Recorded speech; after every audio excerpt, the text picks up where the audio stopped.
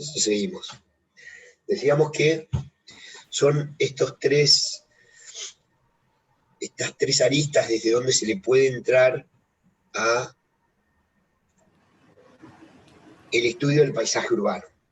Entonces, repasemos.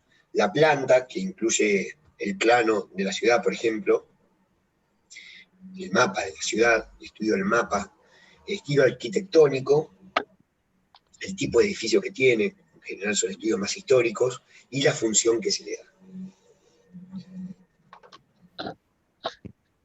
Vamos por partes. Respecto del plano de la ciudad,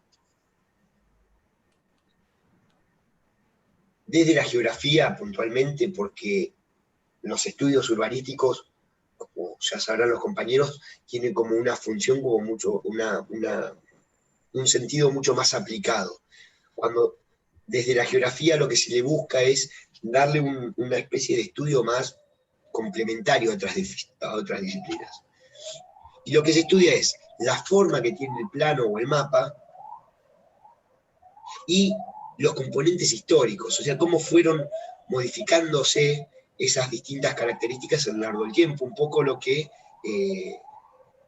de alguna manera es la propuesta de hacer este video, es un poco la propuesta de la primera unidad en la que vimos que las cosas van cambiando.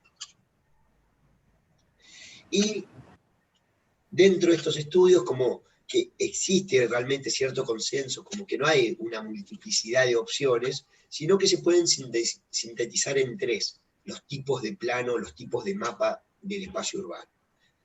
Una es la de tablero ajedrez, esto que venimos hablando, ¿no? De las manzanas, todas simétricas, en general están pensadas para superficies planas y extensas, ¿sí? Por otro lado están aquellos planos con traza irregular, que son calles que no tienen sentido, como en su momento lo habíamos hablado para las ciudades musulmanas, ¿sí? que proponía Chucahuitía. Y ahí yo les pregunto, hoy en día, donde en general encontramos planos cuadriculados, o dámeros, ¿no? O sea, como le quieran llamar, en general, la mayoría de las ciudades tienen este esquema. Sin embargo, siguen apareciendo trazas irregulares. Mi pregunta es, ¿dónde podemos encontrar o podemos ver hoy en día trazas irregulares? ¿En algunos barrios cerrados? En barrios cerrados, sí, y en asentamientos. Creo que, no sé si fue Gastón que dijo, pero en los dos extremos, justamente, aparecen trazas sin regularidad.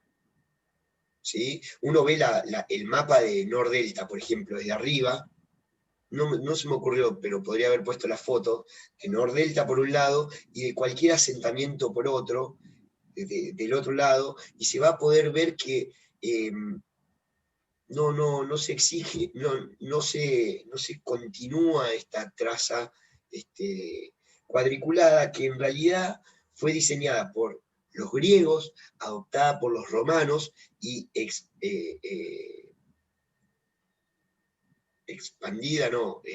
exportada por los romanos en cada uno de los territorios conquistados, que en realidad lo que permite de alguna manera este esquema cuadriculado es una mayor racionalidad del espacio y un mayor control del espacio. ¿Sí? Entonces, hoy en día podemos encontrar trazas irregulares tanto en asentamientos como en countries o barrios cerrados. Y por último, el último esquema que existe, que acá en Argentina hay varios también, muchos en barrios cerrados también, que es el radio céntrico, ¿sí? O sea, un punto central que por lo general es una plaza y calles que van conformando como distintas ondas expansivas, ¿sí? Se expanden en un sentido radial alrededor de ese punto central que por lo general es una plaza. Y de esto hay mucho. El más conocido, por lo menos, si bien yo no fui nunca, pero el más conocido es Parque Chas, ¿sí? Y Parque Jardín en Palomar, ¿sí? Y que ahí capaz que algunos conocemos más.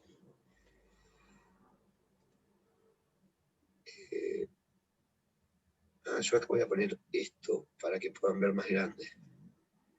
Y acá puse distintas fotos de cuáles serían, por ejemplo, los radiocéntricos acá a la derecha, ¿sí? Los de traza irregular, como estos de la izquierda, y en el centro, los planos en Dahmer o cuadriculados.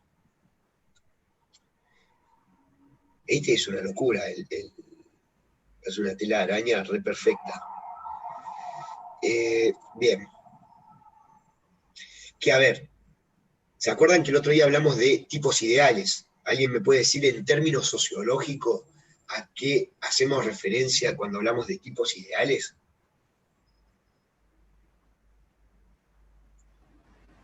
A Weber, pero no recuerdo por qué. Bien, Marcos, ya está.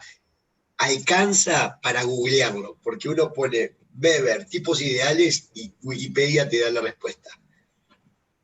Los tipos ideales hacen referencia a estas caricaturizaciones que se hacen de la realidad, ¿sí? Donde en una descripción se exponen como los rasgos más salientes, como el que dibuja caricaturas en un cuaderno o en una caricatura, ¿no? Que por ahí si uno es medio narigón le dibujan un morronazo, si le falta un diente, se sobredestacan las características de determinado fenómeno o de determinada evento social, y a partir de ahí es lo que permite aproximar o aglutinar distintos elementos que pueden ocupar o que se pueden aproximar a esa caricatura. ¿sí? La caricatura en general cumple ese rol ilustrativo, no se encuentra nunca en la realidad, pero permite de alguna manera que uno pueda acceder al conocimiento de determinadas características de manera más fácil. Ese es el objetivo sociológico de crear tipos ideales. Cuando hablamos de los dámeros, de los radiocéntricos o de la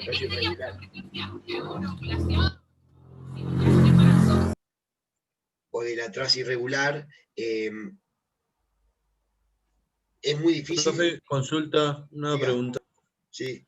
¿Se podría asociar siempre el desarrollo de las distintas tramas urbanas a la evolución también del automóvil? O sea, como una respuesta de las ciudades también a la incorporación de los autos. Sí se podría. Y en ese sentido, uno ve ciudades como Brasilia, por ahí los que son urbanistas estudiaron ya la ciudad de Brasilia, pero Brasilia fue una ciudad pensada para el automóvil. ¿sí? Entonces, no tiene la constitución de Dámero, si bien es una ciudad creada, planificada a mediados de los años 50, se inaugura en 1956, por Juscelino Kubitschek, que fue el presidente en ese momento. La ciudad está pensada para andar en auto. Entonces, tiene forma, si uno la ve desde arriba, tiene forma de avión la ciudad. ¿sí? Imagínense como una cruz en la cual en las alas del avión están vive la población en bloques, que son bloques, se le llaman bloques a las manzanas nuestras, pero cada bloque son como si fuesen 5 manzanas de las nuestras. ¿sí? O sea, no tienen calles internas, son como mega manzanas. Y en el cuerpo del avión irían todos los edificios administrativos, y todos los monumentos, y todas las iglesias, y todos los centros recreativos, y las universidades, los centros deportivos, todos en el cuerpo del avión. Y en las alas del avión vive la población. Una ciudad planificada para 3 millones de personas, en donde tiene grandes avenidas, y si no tienes auto es muy difícil moverse. O sea, hay una innovación ahí en cuanto a la definición de un plano nuevo. Un poco pasa lo mismo cuando hablábamos de estas trazas irregulares de los countries.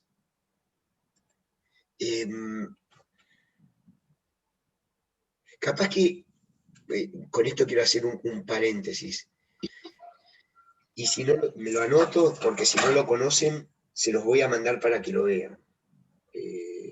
Para YouTube. ¿Ustedes conocen o vieron alguna vez por YouTube? Es algo que yo me topé de casualidad, con un pibe que se toma un bondi y va a conocer barrios. Y se toma colectivo. ¿Cómo se llama? Les Amateurs. Ese. Bueno. Pero no hace más video igual, está en cualquiera ahora. Ah, ¿no? Bueno, ¿sabes qué? Ese comentario me habían dado también, como que el pibe arrancó re bien y de golpe se subió a la cresta de la ola y listo. Y porque está haciendo plata ahora, por eso. Sí, antes ¿no? No hacía. Bueno, anoten una tarea, van a tener una tarea. Búsquenlo, ¿cómo se llama? Les Amateurs. Y hay uno que hace sobre Nordelta, este chico. ¿Sí? A ver, ahí lo busco y les pego el link en el chat. Ah, dale, buscarle el Nordelta porque es muy interesante, porque los pibes andan a pata, y para poder llegar a Nordelta tuvieron que esperar un bondi que tardó no sé cuánto tiempo, que es un colectivo que usa la gente que va a trabajar a Nordelta, y que los pibes relatan, visto desde afuera. O sea, yo tengo la mamá de una amiga, cuida a una nena en Nordelta, que es acompañante terapéutica. Y ella me cuenta esto, que la tienen que ir a buscar a la entrada del country porque son un montón de kilómetros y el colectivo no existe. Entonces, también uno puede pensar que una urbanización como Nordelta está pensada para uso exclusivo del que tiene auto, y el que no, que se cae. Un poco funciona así. Y en este caso, el pibe en Les Amateurs, muestra esta situación que me parece como repiola. Hay 2 videos ahí, los mandé por WhatsApp. Joya, gracias. Yo lo vi el video ese, y también cuenta de la problemática que hubo sobre la gente de ahí con los empleados, con la gente que trabaja ahí, que no dejaban que se suban a los micros.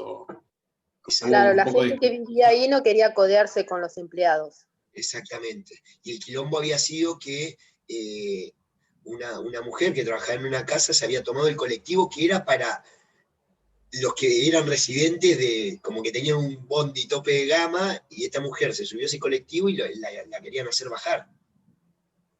Algo así fue, ¿no? O ese fue un problema que leí en los diarios después. No, fue eso. El propietario no quería viajar con la empleada. Ahí será. Eso. De ahí salió la cheta de Nordelta. Claro.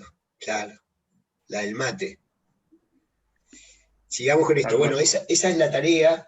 Y esto estaría bueno también si pueden encontrar, para que lo compartamos, porque este tema de los planos lo vamos a seguir trabajando a lo largo de la materia. Entonces, si les parece estimulante este videito, que son cortitos, me parece 10 minutos duran los videos de Les Amateurs, pueden ver algún otro en donde, por ejemplo, creo que fue a la 1114, a algún lado, que recorrió los pasillos. Entonces es interesante justamente esto que estamos hablando, de 2 urbanizaciones distintas en donde una está diseñada para el automóvil y otra para que no pasen automóviles. ¿Sí? Entonces, en cuanto a tu consulta de la evolución de los planos en función del automóvil, es como que, bueno, depende para quién evolucionan las urbanizaciones, ¿no? Lo podemos pensar desde ese lugar. Una reflexión que saqué de la galera, o sea, no está chequeado. Que, por ejemplo, cuando hablamos del plano en forma de dámero, ¿sí? ¿Qué características tienen? En general, se dan en ciudades nuevas, ¿sí? O en las partes nuevas de las ciudades. no sé si se acuerdan cuando vieron el texto de Girardet con Leo, o si les habrá mostrado mapas, porque el texto de Girardet tiene mapas. En los mapas se ve que, por ejemplo, los centros de las grandes ciudades son todos caóticos. Los centros históricos, el centro de Londres, el centro de París, pero a medida que se va expandiendo la ciudad, se va ordenando. En este sentido se va ordenando, ¿no? En la forma del cuadriculado y ese tipo de cosas. En la zonificación de la ciudad se va ordenando. Pero por lo general, los centros son como más irregulares. De hecho, ahí me pueden ayudar los chicos que estudiaron urbanismo, pero con París pasó esto. El barón Haussmann, que fue el que después de 1850, se modificó toda la ciudad de París, en donde se eliminaron muchas calles, se eliminaron muchas manzanas, y se definió y se reordenó el espacio urbano de París, ¿sí? Aparecieron las grandes avenidas, las calles y las trazas más regulares, ¿ya? Pero eso implicó la destrucción de la ciudad vieja, de alguna manera. Por otro lado, este tipo de plano rectangular, cuadriculado, hace referencia a una especie de control burocrático centralizado, ¿sí? Hay un Estado, en definitiva, que es el que marca la traza urbana, que dice, bueno, para hacer un loteo se hace de esta manera, las calles van a pasar por acá, etcétera, etcétera, etcétera, que es lo que no pasa justamente, volviendo a sus comentarios súper pertinentes, en un barrio cerrado, que es un espacio privado, y que tampoco pasa en un asentamiento, ¿sí? En los dos, por distintos motivos, no está el Estado. Y eso hace, de alguna manera, que la traza no responda a este cuadriculado, básicamente. De modo grotesco, ¿no? Una de las características maravillosas que tiene América Latina, por lo que estuvimos viendo en la unidad 1, es que la ciudad, o las ciudades capitales, con estatus colonial, como son todas las ciudades capitales de América Latina, tienen un trazado regular y cuadriculado. Incluso, como vimos, para el caso de los aztecas, se tiró abajo la antigua ciudad mexica, y sobre ella se implantó y se impuso este modelo cuadriculado de urbanización, ¿sí? Todas las ciudades coloniales, justamente por ser ciudades planificadas o ciudades impuestas por un control centralizado, tienen estas características que, como decíamos, es un diseño racional que permite un mejor control del espacio. Otra vez, por lo general, solo son posibles en trazas, en superficies, en llanuras, ¿sí? En planicies.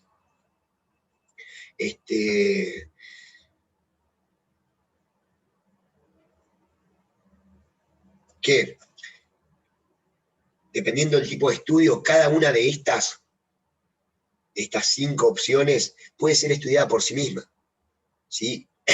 Nosotros podemos agarrar el texto de Ardoy o alguno de los textos de Ardoy que hablan sobre las ciudades precolombinas, que están en la unidad 1, y él toma alguno de estos elementos. Por ejemplo, hace referencia a la distribución de los caminos en el espacio urbano mexicano, como nada más habla de los caminos.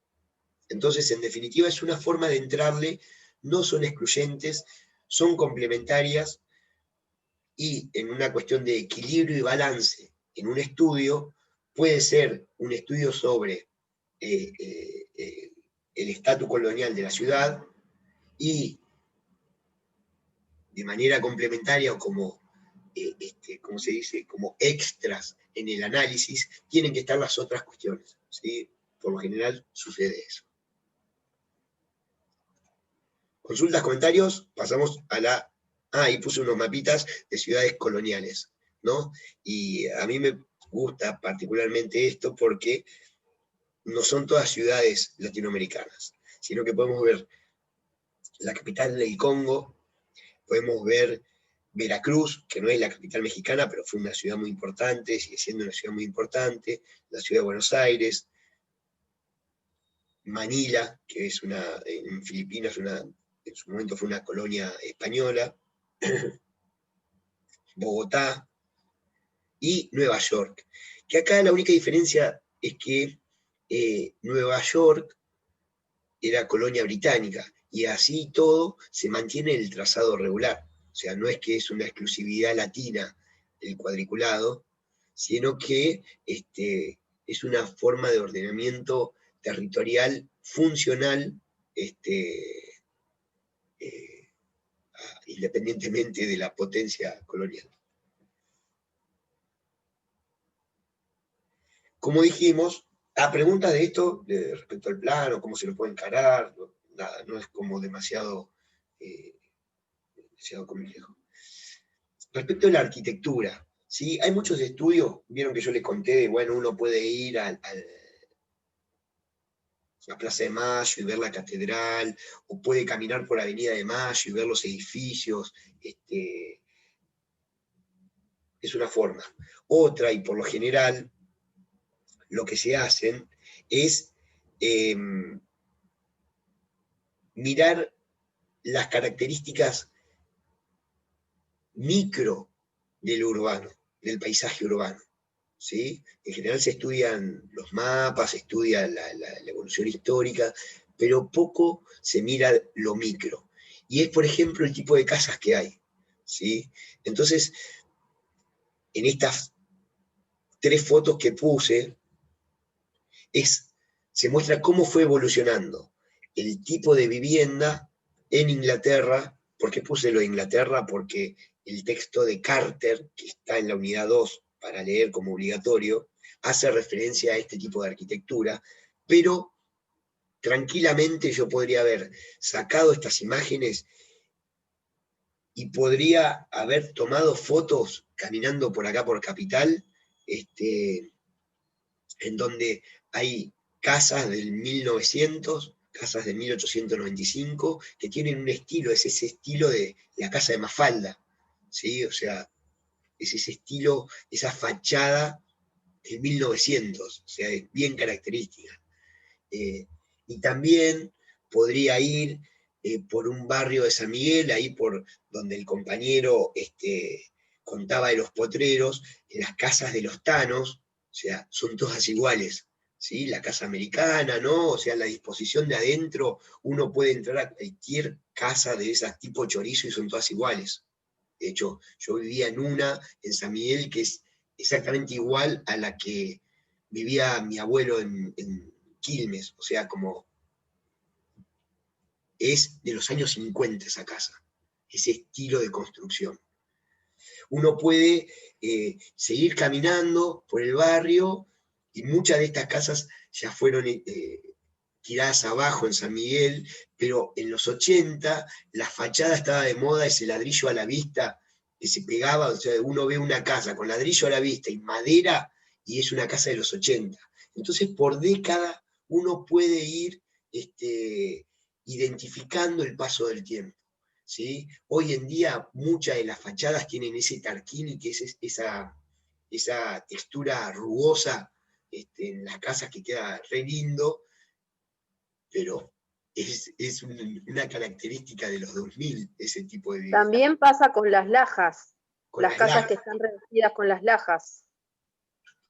Exactamente, y cuando decís lajas, pienso en las lajas amarillas esas, tal cual.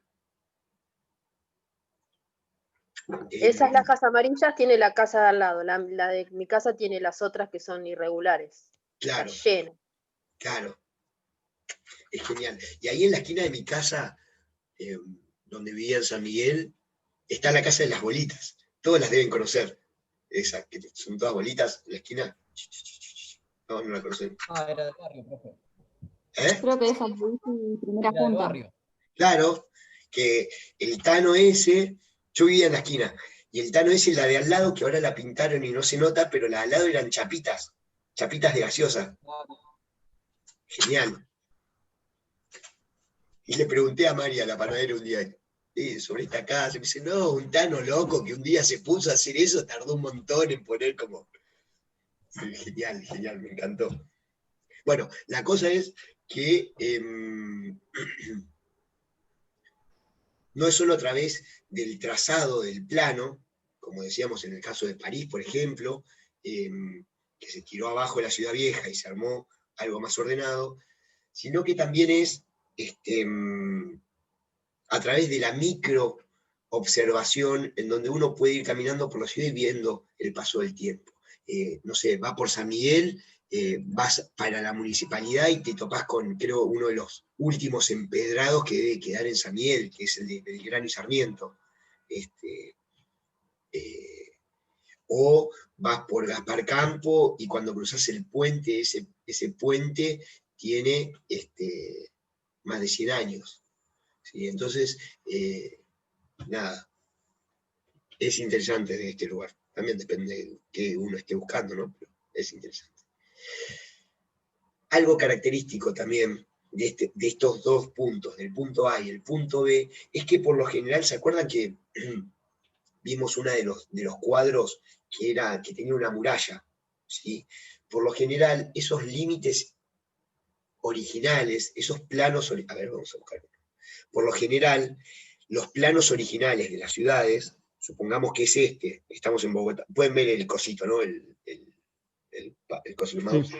Bueno, supongamos que el plano original de la ciudad vino el conquistador y dijo, esta va a ser la ciudad, y acá va a estar la Muni, y acá va a estar el fuerte, y todo lo que sea, y se establece una frontera natural. Por lo general se topa con una frontera natural. Hay algún tipo de límite, puede ser un límite natural, un río, o puede ser un límite físico puesto como si fuese una muralla. Imaginemos que alrededor de esto hay toda una muralla. La conurbación o el proceso de expansión de la ciudad se empieza a desarrollar más allá de esa muralla. Y por lo general tiende a cambiar el tipo de vivienda, por ejemplo. Y por lo general tiende a cambiar no solo el tipo de vivienda, sino el tipo de trazado urbano. ¿Sí? Entonces, el paso del tiempo de alguna manera articula estas dos dimensiones. La del plano, la observación macro, desde arriba, a vuelo de pájaro, del plano, y la observación micro a través de los detalles o las sutilezas que nos hablan del paso del tiempo. Y acá puse algunas de las características, que es un poco lo que estuvimos hablando, hasta llegar a la casa de las bolitas, que es qué puede mirar en esta, qué puede uno observar en esta el microanálisis del urbano. Y uno puede mirar, por ejemplo, la fachada de las casas. Si usaba lajas, si usaba ladrillo a la vista, si usa un revoque, si es de una planta, si son de dos plantas, si tiene jardín adelante, por ejemplo, o no. Bueno, este tipo de cosas, ¿no? O sea, ¿qué se puede mirar dentro de las distintas arquitecturas para entender que hay un paso del tiempo ahí? Y de alguna manera, para entender que ese paisaje urbano que estamos observando forma parte de lo que venimos insistiendo desde el principio, es una foto que seguramente con el tiempo vaya cambiando esa foto. ¿Sí? Por eso, desde ese lugar, creo que va cobrando un poco más de sentido esta tarea que vamos a hacer. Por ejemplo, yo les voy a contar mi video. Yo voy a hacer un video que es, yo acá a 4 o 5 cuadras tengo el Espineto Shopping. Que el Espineto está hecho en lo que era el mercado de la ciudad de Buenos Aires. Y está todo por afuera, es el mercado. Es como el abasto. O sea, uno va por afuera y la fachada está igual al abasto, pero de golpe son shoppings. Y en ese momento, o sea, cuando uno mira las construcciones de alrededor, por ejemplo, quedaron restos de un banco italiano, frente al mercado de acá, del mercado de la ciudad, frente al Espineto. Está lleno de hoteles, está lleno de galpones grandotes que hoy en día, nada, están abandonados. sea, el paso del tiempo ahí, de un estilo a otro estilo, y fundamentalmente, que vamos a entrar en la parte 3, de un uso del espacio a otro uso del espacio, lo podemos ver. Lo único que hace falta es que estemos atentos a eso. Por lo general uno va, los mexicanos dicen papaloteando, ¿no? Como uno va caminando y no va como mira, remontando un barrilete y no va tomando conciencia de esta dinámica sobre la cual nos movemos. Y ahí llegamos al tercer punto, que es el uso del suelo. Que de los 3 procesos, por lo general es el más dinámico. O sea, el plano, el mapa es muy difícil que cambie. O sea, a menos que se hagan obras monumentales, como por ejemplo, cuando Cacciatore en los 70 expropió muchas viviendas para hacer la autopista 25 de Mayo. ¿Sí? O esto que mencionábamos de París, que es como es clave, o mismo en Buenos Aires, a fines del siglo XIX, cuando se expropiaron viviendas para hacer la Avenida de Mayo, por ejemplo. Cuando se pasó de esa ciudad tradicional de 1850, con mucha característica de lo rural, a esta ciudad moderna en donde aparecieron grandes edificios y qué sé yo, se realizaron muchas intervenciones urbanas que permitieron, por ejemplo, el cambio del mapa. Después, el cambio de la arquitectura es como más lento. En general está muy asociado al dinamismo económico que tenga ese espacio urbano. Y por último, lo más dinámico de estos 3 elementos es el cambio del uso del suelo. El cambio del uso del suelo es más visible y lo más dinámico, me parece, en su evolución. Y de hecho, hemos hablado de esto en los encuentros pasados respecto de cómo los espacios industriales pasaron a ser distritos de innovación tecnológica, distritos musicales, y las zonas de hospitales, ¿sí?, en el sur de la ciudad de Buenos Aires, hoy en día están dedicadas a otro tipo de funciones. Este ejemplo de capital también lo encontramos en San Miguel, ¿sí?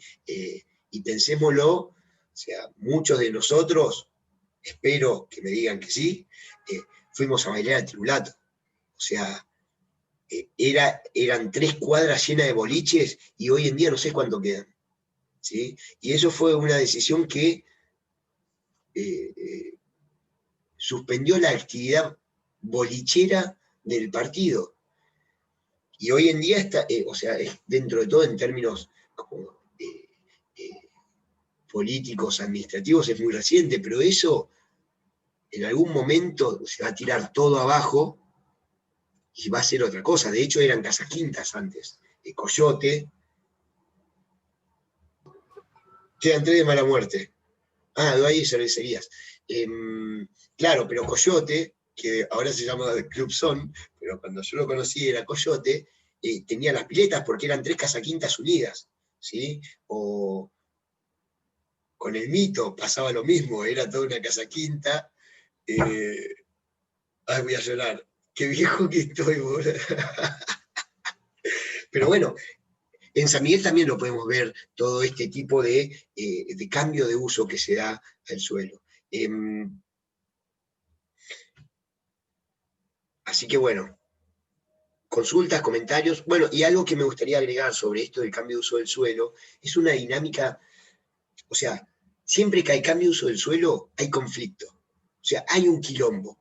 No es que el que naturalmente tiene una actividad y de golpe le dicen no puedes hacer más esta actividad, o sea, lo acepta sin problemas, en realidad se arma un quilombo.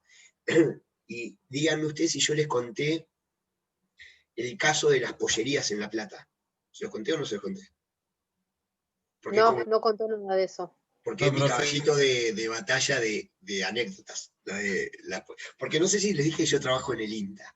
Y bueno, y tuve que hacer un trabajo, un estudio de planificación territorial sobre la horticultura en el periurbano bonaerense. Y la cosa es que el mito es genial, ¿o no? Después se cambió el nombre, no sé cómo se llamó al final, en sus últimos días. Y y trabajé en, ¿cómo se llamaba? En Nodo. Fui bartender de Nodo. 2 veranos seguidos. Eso suma, Nodo. Ahora son canchas de fútbol. Mirá si cambió el uso del espacio. Claro. Bueno, les cuento lo de las pollerías. Las pollerías, La Plata, saben que fue una ciudad planificada y fundada, la ciudad de las Diagonales, 1880 y todo ese tipo de cosas. La ciudad se fue expandiendo y todo el periurbano que estaba dedicado a actividades agrícolas y la actividad aviar fundamentalmente, estaba en las afueras de la ciudad. ¿Qué pasó? Se fue expandiendo la ciudad y las granjas, las pollerías, las camas de pollos, o sea, vieron que cuando ustedes pasan por la ruta y hay una cama de pollo, hay una baranda insoportable, bueno, todo eso se le vino a la ciudad encima. Y la gente que vivía, la gente nueva que llegaba al recientemente fundado barrio de manera ad hoc, hizo toda una movida y armó todo un pedido a la municipalidad para que saquen la pollería de ahí. Entonces, una pollería que tenía más de 50 años viviendo, trabajando en la zona, fue desplazada por el avance de la urbanización. O sea, hubo un cambio radical del uso del suelo. Y lo mismo está pasando hoy en día con los productores hortícolas. ¿Sí? Los productores hortícolas del Gran La Plata, los productores hortícolas que están alrededor de la Ruta 2, los productores hortícolas de Moreno, ¿sí?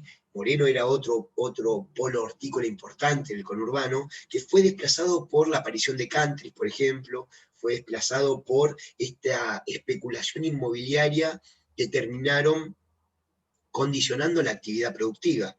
Y mucho de eso tiene como telón de fondo la falta de, o la imposibilidad de acceso de los productores a la adquisición de tierras. ¿Sí? Se va a cortar, así que volvemos y retomamos con los productores hortícolas.